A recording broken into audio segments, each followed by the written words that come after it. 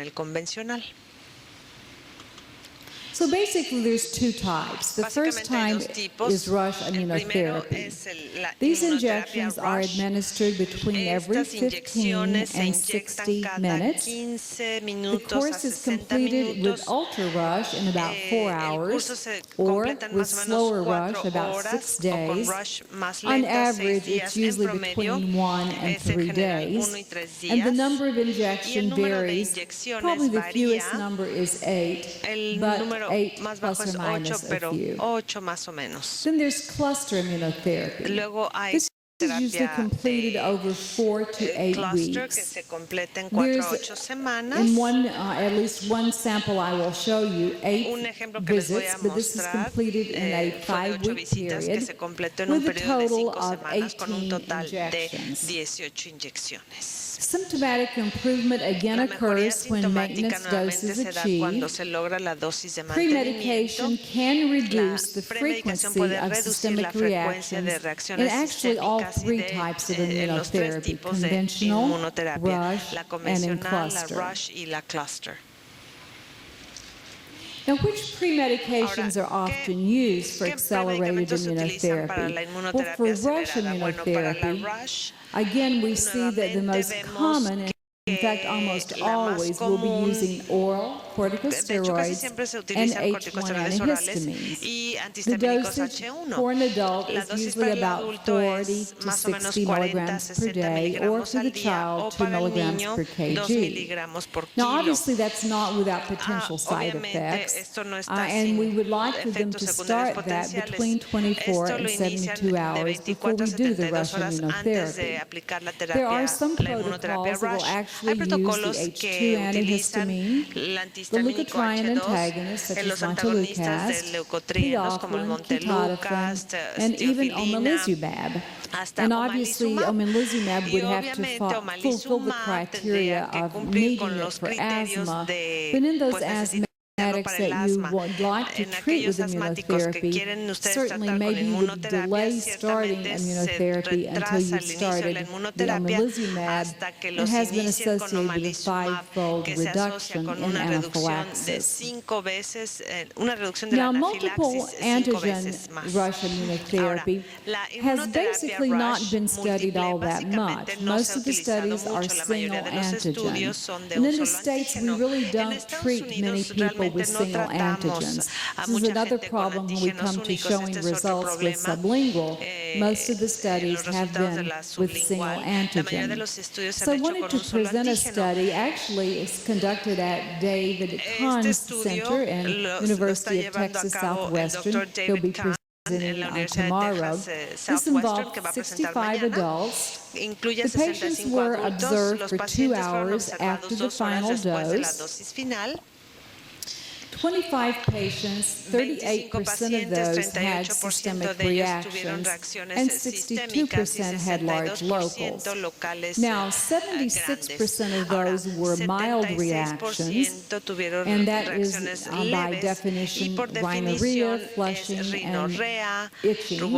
And basically, flushing is the #1 reported side effect with accelerated immunotherapy.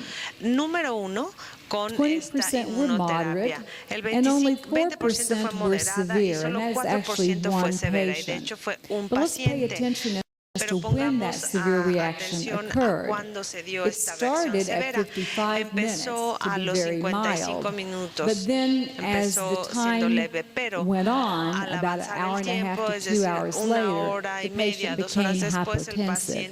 So there's never a safe moment, at least until you pass 2 hours on that patient receiving rush immunotherapy. So you have to be able to devote the time for staffing and to remain in the office when you're doing rush immunotherapy. And the systemic reactions, as you might predict, tends to happen more with the final 3 doses. In fact, you think you're almost home base, home free, and the last dose is reaction occurs in 72% of the time. Now, the systemic reactions are associated with a higher degree of skin test reactivity. That certainly makes sense. And there's two allergens that seem to lead the reaction rate in this study, and that was weed, pollen, and dog allergen. And here's a sample rush schedule, and it was the one that was used by David Kahn's group. As you'll see, there were basically 7 injections. And I would also point out that they only reached 0.05 of the top level, and they were planning on going to 0.5 milliliters before they considered it full maintenance. So they reached the maintenance vial, but not the total dosage. So they used 24 hours before prednisone 40 milligrams, cetirizine 10 milligrams, ranitidine 150 milligrams twice a day, and either Zafirlukast or Montelukast once daily prior to starting the rush immunotherapy. Now, I think this is also important. As they then brought the patient up to full maintenance, they did that in this dosage. The very first week after the rush protocol, they repeated the dose at 0.05, and then each week they would increase, as you see indicated, until they reached the final dose, which was 0.5. They then gave the treatment once at 2 weeks, once at 3 weeks, once at 4 weeks, and then they were on to maintenance. Now, just because you finish rush immunotherapy doesn't mean that the increased incidence of systemics is over. Because what they found is that after they finished the first 3 days, they also had a 20% incidence of post-rush immunotherapy systemic reactions. Most of these occurred at the first dose 1 week later. However, some occurred as late as the 5th dose. Now, the severity, most of those were mild, 77%. But they had one patient that was very severe, syncope and hypotension, and that actually occurred on this 4th dose.